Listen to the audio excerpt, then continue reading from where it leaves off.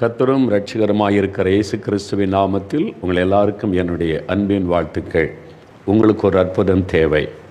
ஏதோ ஒரு காரியத்தில் அற்புதம் நடந்தால் தான் உங்கள் துக்கம் சந்தோஷமாய் மாற முடியும். அந்த மாதிரி ஒரு சூழ்நிலையில் நீங்கள் இருக்கிறீங்க. ஏன்னா நீங்கள் முயற்சி பண்ணி பார்த்துட்டேன், பிரயாசப்பட்டு பார்த்துட்டேன், வழியில் மாறுவதற்கு. ஒரு அற்புதம் நடந்தால் தான் முடியும். இல்லாட்டா 35 வருஷமாக குடிகாரனாக இருக்கிற ஒரு மனுஷனுடைய வாழ்க்கை எப்படி மாறும்? இயேசு அற்புதம் செய்தார். ஒரே ஒரு நாள், ஒரே ஒரு தொடுதல், 35 வருஷ பாவ பழக்கம் மாறி ஒரு புது மனுஷனாய் ஆண்டவர் மாற்றிவிட்டார். இயேசு அந்த அற்புதத்தை செய்தார் என்பதாய் நம்ம பார்க்கிறோம். இன்றைக்கி அதே மாதிரி ஒரு அற்புதம் உங்களுக்கு தேவையாக இருக்கிறது. இல்லை, இது மாதிரி மருத்துவமனை கைவிட்டு விட்டது, எல்லாமே முடிந்து போனது, ஒரு அற்புதம் நடந்தால் தான் முடியும். அந்த அற்புதத்தை செய்யத்தான் இயேசு இந்த நாளில் உங்களோடு கூட பேசி கொண்டிருக்கிறார். பிரியமானவர்களே, ஏசாயா 51 அதிகாரம் 12வது வசனம். நானே உங்களுக்கு ஆறுதல் செய்கிறவர். வானத்தையும் பூமியை உண்டாக்கின ஆண்டவர் சொல்கிறார், என் மகனே, நான் உனக்கு ஆறுதல் செய்கிற தேவன். என் மகளே, நான் உனக்கு ஆறுதல் செய்கிற தேவன். இன்றைக்கி உங்களுக்கு ஒரு ஆறுதல் தேவையாக இருக்கிறது. உங்களுடைய இருதயம் காயப்பட்ட நிலைமையில், உங்களுடைய இருதயத்தில் ஒரு வேதனை சுமந்து கொண்டு, யார் எனக்கு ஆறுதல் சொல்லுவார்கள்? இந்த வேதனையை யார் விளங்கி கொள்ளுவார்கள்? என் துக்கத்தை யார் புரிந்து கொள்ளுவார்கள்? யாரிடத்தில் இந்த வேதனையை சொல்ல முடியும்? மனிதர்கள் இதை தவறாய் புரிந்து கொண்டால், நான் சொல்லுகிறதை என் குடும்பத்தார் தவறாக விளங்கி கொண்டால், என்னை ஆறுதல் படுத்துவதற்கு பதிலாக மேலும் மேலும் காயப்படுத்தி விடுவார்களே. நான் இந்த பாரத்தை யாரிடத்தில் சொல்லி இந்த வேதனைக்காக யாரிடத்தில் கண்ணீர் வடிக்க முடியும்? என்னை தனிமையில் நீங்கள் கலங்கி கொண்டிருக்கலாம். வெளியே சொல்ல முடியாத பாரத்தை உள்ளத்தில் சுமந்து கொண்டு இருதயத்திற்குள்ளே நீங்கள் அழுது கொண்டிருக்கலாம். யாராவது ஒரு வார்த்தை சொல்ல மாட்டாங்களா? இந்த ஏக்கத்தோடு காத்திருக்கலாம். உங்களை சிருஷ்டித்த தேவன், உங்களை உண்டாக்கின ஆண்டவர் இயேசு கிறிஸ்து சொல்லுகிறார், நான் உனக்கு ஆறுதல் செய்கிற தேவன். உன்னுடைய உள்ளத்துக்கு ஒரு ஆறுதல் தேவை. உன்னுடைய இருதயம் காயப்பட்டு இருக்கிறது. உன்னுடைய மனதில் ஒரு துக்கம் அழுத்தி கொண்டு இருக்கிறது. உன்னை மற்றவருடைய வார்த்தையினால் உண்டான காயங்கள் உன்னுடைய இருதயத்தை ரணமாக்கி இருக்கிறது. ஏன் வாழ வேண்டும் என்ற மன வெறுத்த ஒரு சூழ்நிலை, என்ன செய்வதென்ற ஒரு கலக்கம். ஆண்டவர் இயேசு சொல்லுகிறார், நான் உனக்கு ஆறுதல் செய்கிற தேவன். மகனே, நீ பயப்படாதே, நீ கலங்காதே. இந்த ஆண்டவர் இயேசு உங்களை பார்த்து சொல்லுகிறார். ஆண்டவருக்கு அநேக பெயர்கள் உண்டு. அதில் ஒரு பெயர், அவர் ஆறுதலின் தேவன் என்பர். 2 கொரிந்தியர் 1 அதிகாரம் 3 வசனத்தை நீங்கள் வாசிக்கும்போது, அவர் சகலவிதமான ஆறுதலின் தேவன் என்று அவரை குறித்து சொல்லப்படுகிறார். சகலவிதமான ஆறுதலின் தேவன். எந்த காயம் உங்களுடைய உள்ளத்தில் இருந்தாலும், எந்த பிரச்சனை உங்களை பாதித்திருந்தாலும், சகலவிதமான பிரச்சனைகள், சகலவிதமான போராட்டங்கள், சகலவிதமான காயங்களையும் மாற்றக்கூடிய ஆறுதலின் தேவன். ஆனால் தான் சகலவிதமான ஆறுதலின் தேவன் என்பதாக அவரை குறித்து சொல்லப்படுகிறார். God of all comfort. அவர் நம்மை ஆறுதல் படுத்தி தைரியப்படுத்துகிற ஒரு தேவன். அவரால் உங்களுடைய காயங்களை மாற்ற முடியும். அவரால் உங்களுடைய உள்ளத்தில் ஒரு ஆறுதலை கொடுக்க முடியும். ஆறுதலே இல்லாமல் நீங்கள் கலங்கி கொண்டிருக்கிறீங்களா? சகலவிதமான ஆறுதலின் தேவன். ஏசாயா 61 அதிகாரம் 2வது வசனத்தை நீங்கள் வாசிக்கும்போது, துயரப்பட்ட அனைவருக்கும் அவர் ஆறுதல் செய்கிற தேவனா? யார் யார் துயரப்பட்டு கலங்குகிறார்களோ அவர்களுக்கெல்லாம் அவர் ஆறுதல் செய்கிற ஒரு தேவன். என்றால் நம்முடைய உள்ளத்தில் காயங்கள் வருவதற்கு பல காரணம் இருக்கிறது. ஒருவேளை பாவத்தின் நிமித்தம் உடைய இருதயம் காயப்பட்டு ஆறுதலுக்காக ஏங்கி கொண்டிருக்கலாம். வியாதி நிமித்தம் உடைய உள்ளம் பாதிக்கப்பட்டு கலங்கி ஒரு ஆறுதலான வார்த்தைக்காக நீங்கள் ஏங்கி கொண்டிருக்கலாம். மனிதருடைய வார்த்தையினால் உண்டான காயங்களினால் பாதிக்கப்பட்டு ஒரு ஆறுதலுக்காக நீங்கள் ஏங்கி கொண்டிருக்கலாம். அல்லது உங்களுடைய தேவைகள் நிமித்தம், உடைய நிந்தைகள், அவமானத்தின் நிமித்தம் உண்டான பாதிப்பினால் ஒரு ஆறுதலுக்காக ஏங்கி கொண்டிருக்கலாம். துயரப்பட்டவர்களுக்கு ஆறுதல் செய்கிற தேவன் அவர். துயரத்தில் இருக்கிறீங்களா? உங்களுக்கு ஆறுதல் செய்வதற்கு தான் ஆண்டவர் இயேசு இப்பொழுது இந்த நிகழ்ச்சியின் மூலம் உங்களோடு பேசி கொண்டிருக்கிறார். 2 கொரிந்தியர் 7 அதிகாரம் 9 வசனத்தில் வேதத்தில் சொல்லப்படுகிறது, அவர் சிறுமைப்பட்டவர்களுக்கு ஆறுதல் செய்கிற தேவன். வாழ்க்கையில் சிறுமைப்பட்டு போனீங்களா? நல்லா வாழ்ந்திருந்தோங்க, இப்போ சிறுமைப்பட்டு போய்விட்டோம். நல்ல வசதியாக இருந்தோம், எல்லாவற்றையும் இழந்து விட்டோம். மதிப்பு மரியாதையோடு இருந்தோம், இன்றைக்கு எல்லாரும் அற்பமாய் பேசக்கூடிய நிலைமையில் சிறுமைப்பட்டு போய்விட்டோம் என்று மனம் கலங்கி நிற்கிறீங்களா? சிறுமைப்பட்டவர்களுக்கு ஆறுதல் செய்கிற தேவன் ஆண்டவர் இயேசு கிறிஸ்து. மற்றவர்களால் புறக்கணிக்கப்பட்டு நீங்கள் சூழ்ந்திருக்கிற மக்கள் மத்தியில் சிறுமைப்பட்டு கலங்கி நின்று கொண்டிருக்கிறீங்களா? உங்களுக்கு ஆறுதல் செய்யும்படிக்கு இயேசு அற்புதம் செய்ய உங்களோடு இன்றைக்கு பேசி கொண்டிருக்கிறார். அவர் எப்படி நமக்கு ஆறுதல் செய்வாராம்? ஏசாயா 66:13 நீங்கள் வாசிக்கும்போது, ஒரு தாய் தேற்றுவதைப் போல அவர் தேற்றுவாராம். ஒரு தாய் தன் குழந்தையை தேற்றுவதைப் போல நான் உங்களை தேற்றுவேன், ஆறுதல் படுத்துவேன் என்று ஆண்டவர் சொல்லுகிறார். ஒரு சிறு குழந்தை அழுகிறது என்று வைத்துக் கொள்ளுங்க. யார் போய் பேசினாலும் அந்த குழந்தை ஆறுதல் அடையாது, அழுகையை நிறுத்தாது. அந்த தாயினுடைய முகத்தை பார்க்கணும். அந்த தாய் அந்த குழந்தையை அள்ளி எடுத்து மடியிலே வைத்து அணைத்து கொள்ளும்போது அந்த குழந்தை ஆறுதல் அடையும்.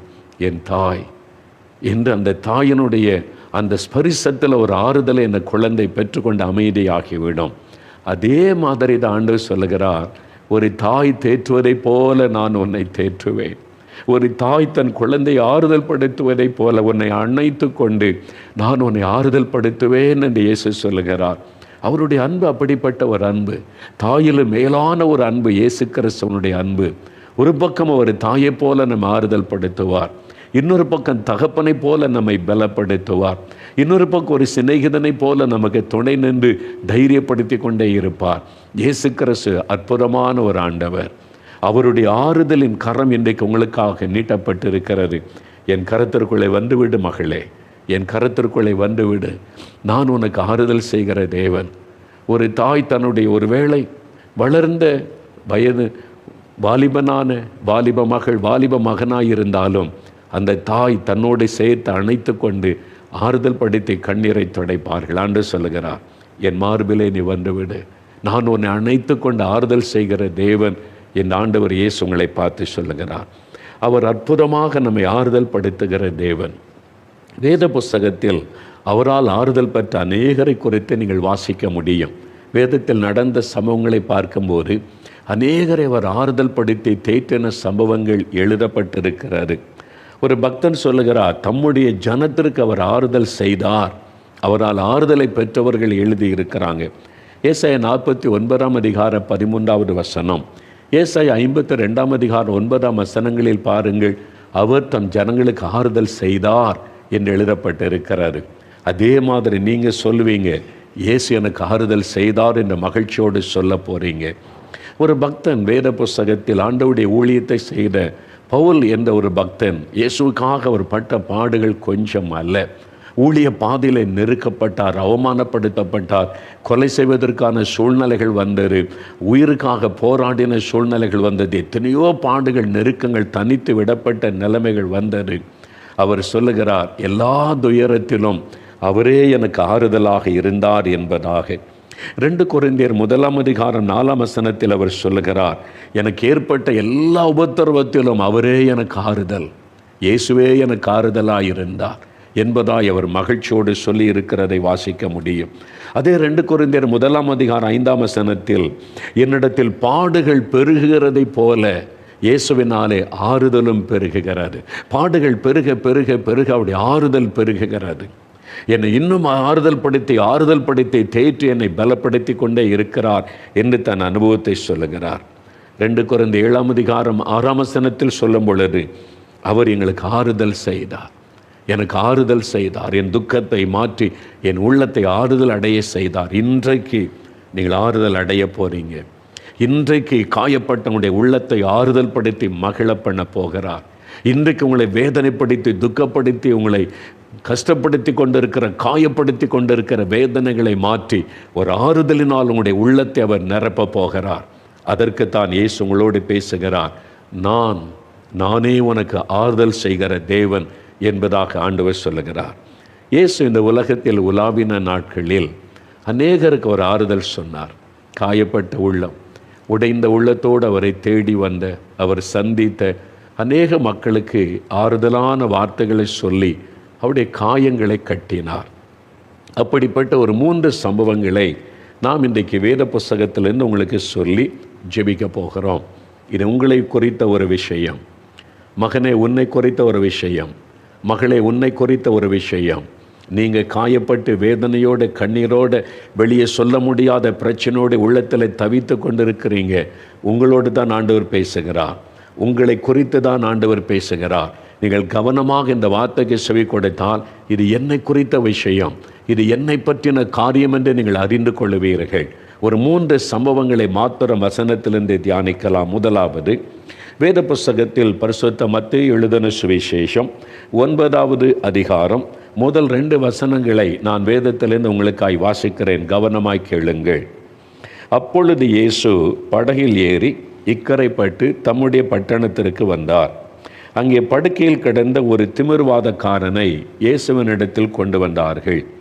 இயேசு அவருடைய விசுவாசத்தை கண்டு திமிர்வாதக்காரனை நோக்கி, மகனே திடன்கொள், உன் பாவங்கள் உனக்கு மன்னிக்கப்பட்டது என்றார்.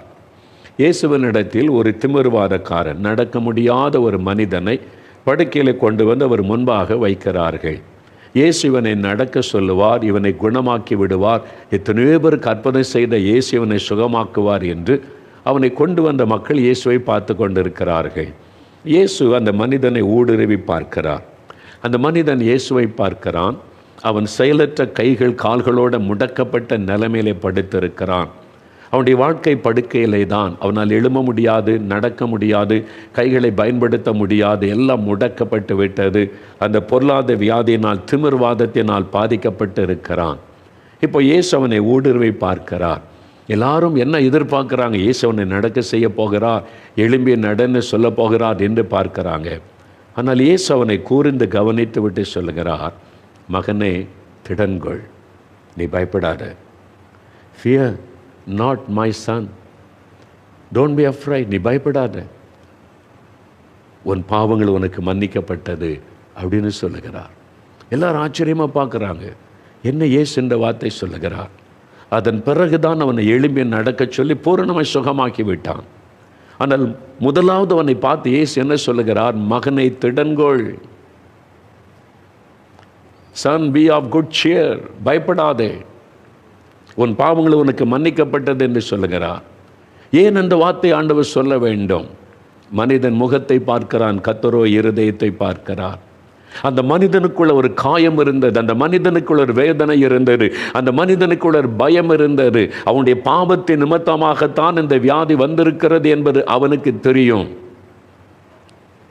அவன் தன்னுடைய பாவத்தினாலே பாதிக்கப்பட்டு சமாதானத்தை இழந்து, நிம்மதியை இழந்து, ஆரோக்கியத்தை இழந்து இன்னைக்கு படுக்கையிலே முடக்கப்பட்டு கிடப்பது அவனுக்கு தெரியும்.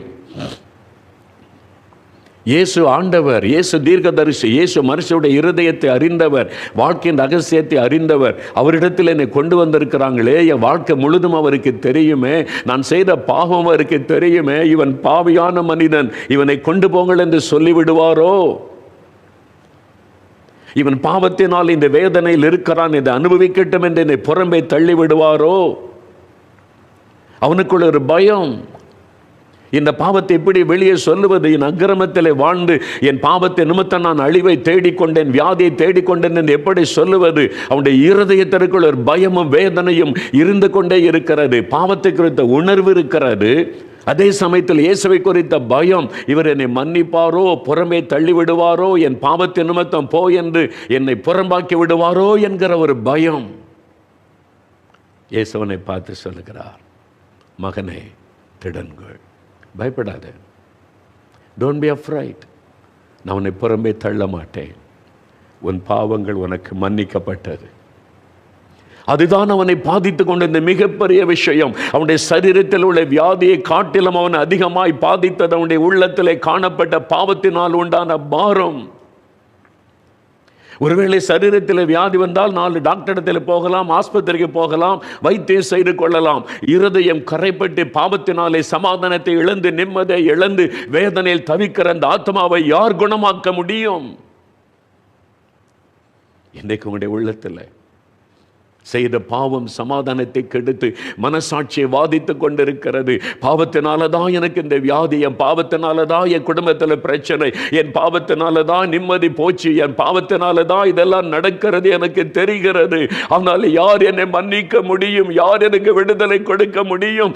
யார் என்னை ஏற்றுக்கொள்ள முடியும்? யார் எனக்கு ஒரு பெரு வாழ்க்கை கொடுக்க முடியும்? உடைய உள்ளத்தில் அந்த வேதனை எழும்பிக் கொண்டு இருக்கிறதல்லவா? இயேசு உடைய இருதயத்தை பார்க்கிறார். மகனை திடன்கள், மகளை திடன்கள், நீ பாவி என்று உன்னை புறம்பே தள்ள மாட்டேன். உன் பாவத்தை நான் மன்னிக்கிறவர், உன்னை பாவத்திலிருந்து விடுதலை செய்கிறவர், உன்னை பாவப்பட்டு கரைப்பட்ட உன் இருதயத்தை சுத்திகரிக்கிறவர். ஆறுதலான ஒரு வார்த்தை சொல்லுகிறார். அவன் எதிர்பார்க்கவே இல்லை இயேசு என்னை கடிந்து கொள்ளுவார், நீ உன் பாவத்தினால தான் இப்படி ஆனா என்று இயேசு என்னை கடிந்து கொள்ளுவார் என்று பயத்தோடு பார்க்கிறான். அதனால தான் இயேசு சொல்றார், பயப்படாதே, நீ பயப்படாத, நீ ஏற்கனவே காயப்பட்டு விட்டாய், நான் இன்னும் உன்னை காயப்படுத்த மாட்டேன், நான் உன்னை நேசிக்கிறேன். நான் பாவிகளை ரட்சிக்க வந்த ரட்சகர், பாவிகளை புறம்பே தள்ளுவதற்கு அல்ல, அவளை மன்னிக்க வந்தவன். நான் உன்னை மன்னிக்கிறேன், அந்த பாவத்திலிருந்து விடுதலை தருகிறேன். அதுதான் அவனுக்கு ஒரு பெரிய ஆறுதல். ஐயோ, இந்த வார்த்தையை யார் சொல்ல முடியும்? எந்த மனிதனும் இப்படி சொல்ல முடியாதே. யார் என் பாவத்தை மன்னிப்பாங்க, இந்த பாவத்தின் பாரத்தை மாற்றுவாங்க? ஏக்கத்தோடு அவன் இருந்தான். ஒரு ஆறுதலான வார்த்தைக்காக காத்திருந்தான். இயேசு அவனை ஆறுதலான வார்த்தையை சொல்லி அவனுடைய காயத்தை மாற்றினார். ஒரு சமயம் ஒரு பட்டணத்திற்கு 3 நாட்கள் கூட்டம் நடத்த என்னை அழைத்திருந்தார்கள். ஒரு ஆலயத்தின் வெளியில் பெரிய ஒரு மைதானத்திலே இந்த கூட்டம் நடைபெற்றது. கடைசி நாள் கூட்டம் முடிந்தது. அந்த போதகர் ஐயா சொன்னார்கள், சிலர் உங்களிடத்திலே ஜெபித்து கொள்ள வேண்டும் என்று விரும்புகிறார்கள், அவங்களுக்காக தனியாக ஜெபிப்பீர்களா என்று கேட்டார்கள். சரி, அப்படி ஜெபிக்க விரும்புகிறவர்களே ஆலயத்திற்குள்ளே வந்து முழங்கால் படியிட சொல்லுங்கள், நான் வந்து ஜெபிக்கிறேன் என்பதாக. நிறைய மக்கள் வந்துட்டாங்க. நிறைய பேர் முழங்கால் படியிட்டு நின்றார்கள். நான் ஒவ்வொருவருக்காக ஜெபம் பண்ணி கொண்டே வந்தேன். அப்பொழுது ஒரு வாலிபன் என்னை கண்டவுடன் டக்குன்னு எழும்பி நின்று என்கிட்ட பேசினான். உங்கள்கிட்ட தனியாக நான் பேசணும், இங்கே எல்லோரும் இருக்கிறாங்க, தனியாக பேசணும் என்பதாக கேட்டான். அங்கே போதகர், சபை மக்கள் எல்லோரும் இருக்கிறாங்க. சரி என்று கொஞ்சம் தூரம் அவனை தனியாக அழைத்து கொண்டு அந்த ஆலயத்தின் ஒரு பகுதியில் என்ன உன்னுடைய பிரச்சனை என்று கேட்டேன். அவன் சொன்னான், ஒரு காலத்தில் நான் இயேசுவை அறிந்தவன், அவரை என் வாழ்க்கையில் ஏற்றுக்கொண்டவன், நான் அவருக்கு பிரியமாய் வாழணும்னு ஒப்பு கொடுத்திருந்தேன். ஆனால் இந்த அப்படி இல்லை. என்னுடைய நண்பர்கள், என்னுடைய சூழ்ந்திருந்த மக்கள் நிமித்தம் இயேசுவை விட்டு நான் பின்வாங்கி விலகி போய்விட்டேன். இப்பொழுது பாவத்தின் படுகொலியில் இருக்கிறேன். செய்யாத பாவம் இல்லை. நான் ஆண்டவரை விட்டு வெகு தூரம் போய்விட்டேன். நான் முன்பு இயேசுவை ஏற்றுக்கொள்வதற்கு முன்பு செய்த பாவத்தை விட பயங்கரமான பாவத்தை எல்லாம் செய்து அவரை விட்டு வெகு தூரம் நான் போய்விட்டேன். இப்போ இயேசுக்கு எனக்கு ஒரு சம்பந்தமும் இல்லை. நான் இப்போ ஜெபிக்கிறதில்லை, வேதம் வாசிக்கிறதில்லை, அவரை தேடுவதில்லை. என் வாழ்க்கையை பாவம் சூழ்ந்து கொண்டது, நான் வெகு தூரம் அவரை விட்டு போய்விட்டேன். இப்போ எனக்கு நீங்கள் என்ன சொல்கிறீங்க என்று கேட்டான். நான் அவனை பார்த்தேன். நான் என்ன சொல்லுவது? நான் சொல்கிறதில் என்ன பிரயோஜனம்? நான் ஒரு நிமிடம் இயேசுவை நோக்கி பார்த்தேன். ஆண்டவரே, இந்த வாலிபன் பாவத்தினாலே கரைப்பட்டு உம்மை விட்டு தூரமாய் போயிட்டேன். இயேசுவை நான் ரொம்ப துக்கப்படுத்திட்டேன். இனிமேல் எனக்கு என்ன சொல்கிறீங்கன்னு கேட்குறானே, நான் என்ன சொல்கிறது ஆண்டவரே என்று கேட்டேன். அப்போ ஆண்டவர் பரிசுத்த ஆவியானவர் மூலமாய் ஒரு வார்த்தையை தெளிவாக என் இருதயத்தில் பேசினார். இதை அவனுக்கு சொல். நான் அந்த வாலிபனை பார்த்து சொன்னேன், இயேசு கிறிஸ்து இன்னும் உன்னை நேசிக்கிறாராம். இன்னும் நான் அவனை நேசிக்கிறேன் என்று அவனுக்கு சொல். இன்னும் அவனை மன்னிக்க நான் ஆயத்தமாக இருக்கிறேன் என்று அவனுக்கு சொல். இதுதான் இயேசு சொன்ன வார்த்தை. உன்னை அவர் இன்னும் நேசிக்கிறார், உன்னை மன்னிக்க ஆயத்தமாக இருக்கிறார் என்று சொன்னேன். அவ்வளவுதான். அவன் சத்தமிட்டு அழுதான். அங்கே நிறைய பேர் இருக்கிறான். யாரை குறித்து அவன் வெட்கப்படலை. சத்தமிட்டு அழுதான். சிறு பிள்ளை போல் அழுதான். அந்த சர்ச்சு அந்த தூணில் போய் முட்டி முட்டிப்படி அழுகிறான். எல்லாரும் பார்க்குறாங்க. என்னை கூட இயேசு நேசிக்கிறாரா? என்னை கூடவா அவர் நேசிக்கிறார்? நான் ஒரு பாவி, அவரை விட்டு தூரமாய் போனவன், என் பாவத்தினால் அவரை துக்கப்படுத்தினவன், இவ்வளவு பாவத்தை செய்து அவரை வேதனைப்படுத்தினவன் என்னையும் அவர் நேசிக்கிறாரா? என்னையும் அவர் மன்னிக்க ஆயத்தமா இருக்கிறாரா? தூண்ல முட்டி முட்டி அவன் அழுதான், முழங்கால் படியிட்டான், முகங்குப்புற விழுந்தான், அழுகிறான், சத்தமிட்டு அவன் அழுதான். இப்படி என்னை நேசிக்கிற ஒரு இயேசு, இப்படி என்னை நேசிக்கிற ஒரு ஆண்டவர் இருக்கிறாரா? இன்னும் என்ன நேசிக்கிறாரா? அழுரோப்ப கொடுத்தான். சில நிமிட நேரம் அழுது முடித்து ஜெபித்து முடித்து எழுந்து சொன்னான், என் மேல் இவ்வளவு அன்பு வைத்திருக்கிற அந்த இயேசுவை விட்டு இனி ஒரு நாளும் நான் விலக மாட்டேன். இனி ஒரு நாளும் அவரை விட்டு விலக மாட்டேன். என்னை அவர் ஏற்றுக்கொள்வாரோ, என்னை புறமே தள்ளி விடுவாரோ என்று நான் வந்தேன். இவ்வளவு பாவம் செய்த என்னை எப்படி இயேசு ஏற்றுக்கொள்வார் என்று வந்தேன். என்னையும் அவர் நேசித்து ஏற்றுக்கொள்ளுகிறாரே, என் பாவத்தையும் மன்னிக்கிறாரே. கண்ணீரோடு தன்னை ஒப்பு கொடுத்தான். இன்றைக்கு என் மகளே, என் மகனே, என்னையும் ஆண்டவர் மன்னிப்பாரா? என் பாவத்திற்கு மன்னிப்பு உண்டா? எனக்கும் ஒரு பொது வாழ்க்கை உண்டா? என்னை இயேசு கடிந்து கொள்வாரோ? என்னை சபித்து விடுவாரோ? நான் இவ்வளோ பாவத்தை செய்து கொண்டு வாழ்ந்திருக்கிறேனே. என் இருதயத்திலே ஒரு காயப்பட்ட உள்ளத்தோடு பாவத்தின் பாரம் அழித்து கொண்டிருக்கிற நிலைமையில் இந்த வார்த்தையை கேட்டுக்கொண்டிருக்கிற மகனே, மகளே, உன்னை பார்த்து இயேசு சொல்லுகிறார், இன்னும் நான் உன்னை நேசிக்கிறேன் மகனே, இன்னும் நான் உன்னை நேசிக்கிறேன் மகளே, உன்னை மன்னிக்க நான் ஆயத்தமாயிருக்கிறேன். உன் பாவங்கள் உனக்கு மன்னிக்கப்பட்டது என்று சொல்ல நான் ஆயத்தமாயிருக்கிறேன். நீ வா என்னிடத்தில்.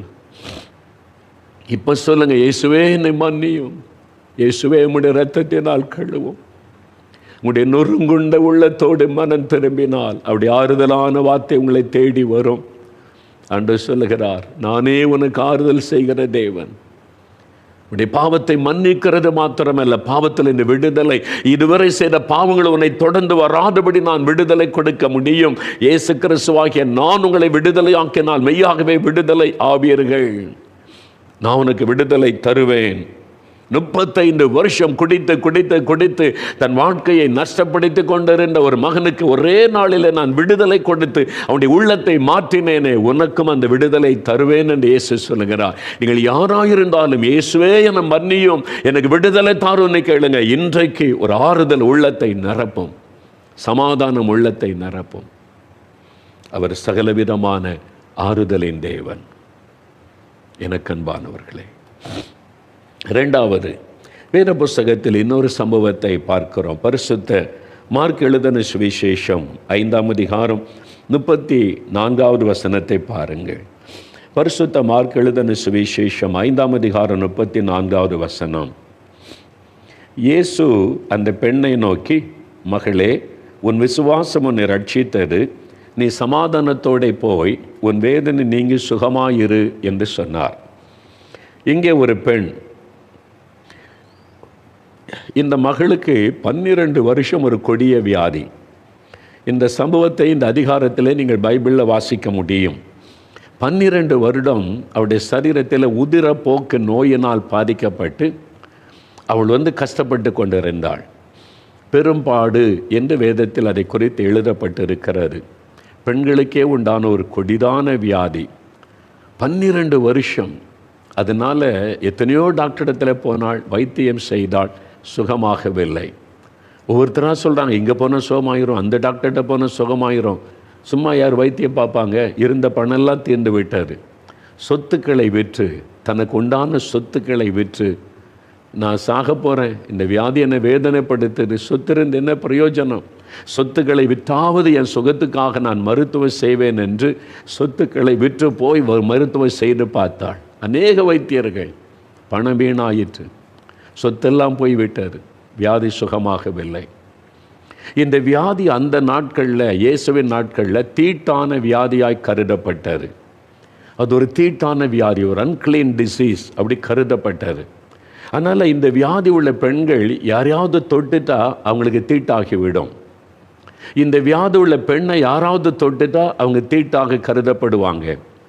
அப்போ அந்த ஊருக்கே தெரியும், 12 வருஷ வியாதி. டாக்டரிடத்தில் அலைந்து பார்க்கிறாள். அந்த ஊர் மக்கள் யாரும் பக்கத்தில் வர மாட்டாங்க.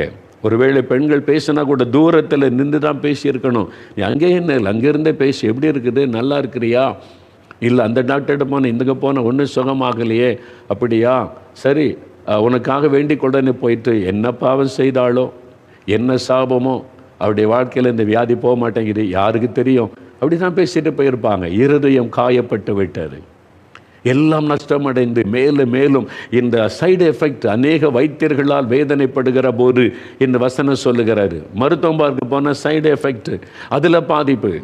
இன்றைக்கு கூட டாக்டர்கிட்ட போனீங்கன்னா உங்களுடைய ஆஸ்பத்திரி நீங்கள் வியாதிக்கு ஒரு 3 மாத்திரை தருவாங்க, அப்புறம் எக்ஸ்ட்ரா ஒரு 3 மாத்திரை தருவாங்க. இது எதுக்குன்னு கேளுங்க, சைடு எஃபெக்ட் வராமல் இருக்க இந்த 3 மாத்திரை சுகமத்துக்கான், இன்னும் 3 மாத்திரை சைடு எஃபெக்ட் வராமல் இருக்கிறதற்கு. இன்றைக்கு அதுதான் இன்றைக்குள்ள மருத்துவம்.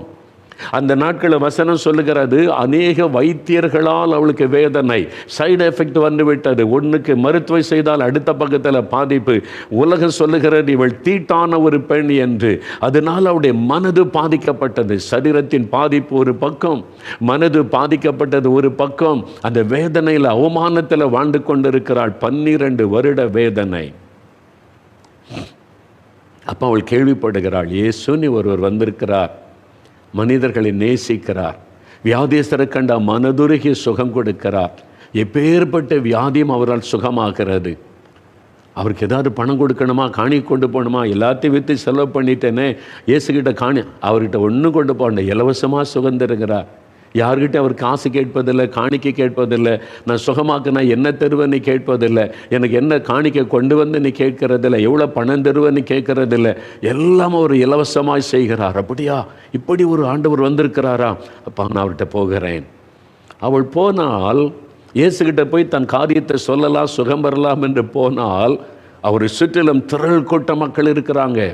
அவருடைய சீஷர்கள் 12 பேர்.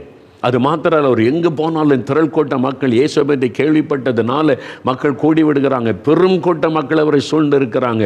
இவள் பார்க்கிற ஆள், இங்கே இதில் போய் இயேசுகிட்ட எப்படி என் பிரச்சனை சொல்லுவது? ஒருவேளை கண்ணு பிரச்சனைனா சொல்லலாம், காது கேட்கலன்னா சொல்லலாம், என் சரீரத்தில் இப்படி ஒரு வலி இருக்குதுன்னா சொல்லலாம். இந்த வியாதி தீட்டான வியாதி, இந்த வியாதி எனக்கு இருக்குன்னு சொன்னாலே எல்லாரும் என்னை அருவருப்பாக பார்ப்பாங்க, என்னை விட்டு விலகி ஓடுவாங்க. இயேசு கூட என்னை தூரமாய் நில்லென்று சொல்லிவிடக்கூடும். இது தீட்டான வியாதி ஆயிற்றே, நான் எப்படி இயேசுகிட்ட போய் இதை சொல்ல முடியும்? எப்படி எல்லாருக்கும் மத்தியில் என் வியாதியை சொல்ல முடியும்? அதுதான் அவருடைய வேதனை. ஒரு பக்கம் வியாதியின் வேதனை, இன்னொரு பக்கம் தீட்டான வியாதின்றதுனால சமுதாயத்தில் தலை நிமிர்ந்து நிற்க முடியல, காயங்கள். இன்னொரு பக்கம் சுகம் எடுக்கிற இயேசுகிட்ட போகலாம் என்றால் கூட்டமாய் மக்கள் இருக்கிறாங்க, எப்படி என் வியாதியை சொல்லுவது? அவளுக்குள்ள எவ்வளவு பெரிய பிரச்சனை. கடைசியில் அவள் யோசித்தாள், நான் போய் இயேசுகிட்ட சொல்லணும்னு அவசியம் இல்லை, நான் போய் இயேசுவே எனக்கு இந்த வியாதி இருக்குன்னா எல்லாருக்கும் தெரிஞ்சிடும், எல்லாரும் என்ன அற்பமாக நினைப்பாங்க, விரட்டிடக்கூட செய்வாங்க. அதனால நான் அவருடைய வஸ்திரத்தை ஆகிலும் தொடுவேன், நான் பின்னால் போய் தெரியாமல் அவருடைய வஸ்திரத்தை தொடும் பொழுது சுகமாவேன். ஒரு விசுவாசம் அவளுக்குள்ளே வருகிறது.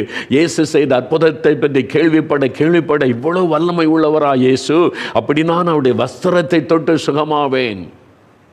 அவங்க சொல்லியிருப்பாங்க, இயேசுடைய வஸ்திரத்தை தொட்டு நிறைய பேர் சுகம் பெற்றுக்கொண்டாங்க. ஆண்டவரே நீங்கள் சும்மா இருங்க, நாங்கள் உங்களை தொட்டு சுகம் பெற்றுக் கொள்ளுகிறோம் என்று அநேகர் வந்து அவரை தொட்டு சுகம் பெற்றுக்கொண்டதை அவள் அறிந்த போது அவளுக்குள்ள ஒரு விசுவாசம். அப்போ இயேசுகிட்ட நான் போய் என் வியாதியை சொல்ல வேண்டியதில்லை, நான் அவருடைய வஸ்திரத்தை தொட்டு நான் சுகத்தை பெற்றுக்கொள்ளுவேன். ஒரு விசுவாசத்தோடு வருகிறாள். அந்த கூட்டத்துக்குள்ளே நுழைந்து போகிறாள். இயேசுவை நெருங்குவதற்கு கஷ்டம், ஆனால் தொடர்ந்து போகிறாள். விசுவாசத்தை விட்டுவிடவில்லை, முயற்சியை விட்டுவிடவில்லை, தொடர்ந்து போகிறாள். இயேசுவண்டை போகிறாள். அவருடைய வஸ்திரத்தை தொட்ட உடனே சுகமானாள்.